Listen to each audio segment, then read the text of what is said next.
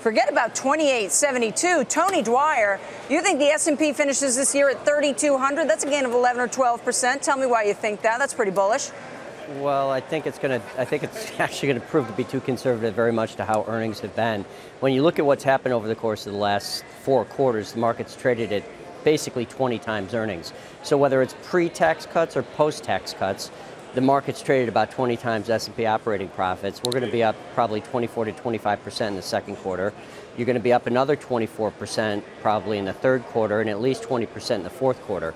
So you would be trading, I have a high conviction, you would have to have some kind of economic catastrophe, especially in the price of oil, for my 160 number for 2018 to be too high. Clarify something for me. Which means the market's that's not trading at 20 times right now, right? It's trading at a discount. You expect that multiple to re-expand? No, on trailing 12 months, it's trading at about 19. You're talking trailing. Okay, I thought you were talking about forward. Sorry. Michelle, stay with me. Stay with me. My 160 number is a little bit below consensus. You would need an economic catastrophe to have that number be wrong.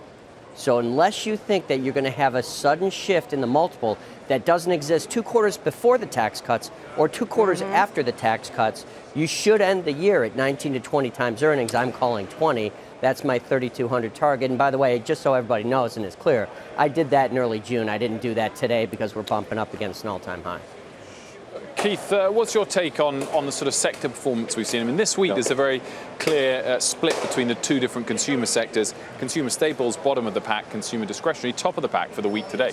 Well, you're going to have people that are going to be chasing performance and chasing yield, especially when you have a thin tape like this. You're going to see those types of movements that will bifurcate away from the defensive into some of the more aggressive or growth stocks. I think what we're also seeing, though, is that even in a thin tape, and we will have a thin tape probably for the remainder of the month here as people get positioned coming out of earnings and get ready for the real trade that's going to happen in the third quarter and start getting positioned for what those earnings look like. I think you're going to see that continual movement away from a broad-based type of investment strategy and take shots and bets depending upon where you think you are in the business cycle, interest rates, the political intrigue that we see coming across the globe, all of those things. The problem you have in a thin tape, though, Wolf, I'm sorry, is that you may see some outsized moves intraday and from one day to the next simply because there's not a lot of participation right now. Which we haven't seen in the course of the last week.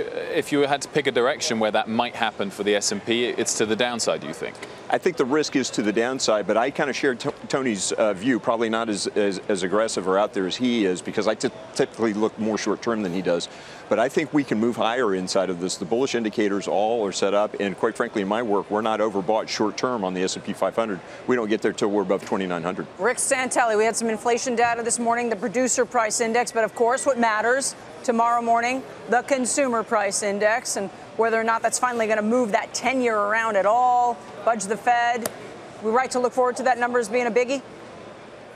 Yeah, I think any given CPI, PPI data set can be important because inflation is the one ingredient, of course, that changes everything with respect to the yield curve, the steepness, maybe the confidence of the Fed to put more tightenings in, and traders are highly aware of that. You know, this morning's number, as strange as it is, the year-over-year data points were still a whisker away from the highest levels that we've seen since 2011. Certainly the headline unchanged, core only up 1/10, calmed the markets a bit. And we saw it happen immediately. The curve is flattened with all interest rates moving lower. For a while, we were down 4 basis points on 30-year bonds. We're only down a couple of basis points on 2-year notes. 2s to 10s back within 4 basis points of its recent low of 24 as it hovers around 28. I don't know that CPI is going to be hot or not tomorrow, but I guarantee you this, that if we do get a hot number, I think that is the issue that keeps us, from being on the north side of 3%. There's a lot of reasons to buy treasuries, and at this point in time, one of the main reasons not to sell them is that we're all nervous about inflation. We have a pretty good idea it's coming at us, but it's just the urgency, and that is, of course, what CPI can change just in a couple of minutes tomorrow morning.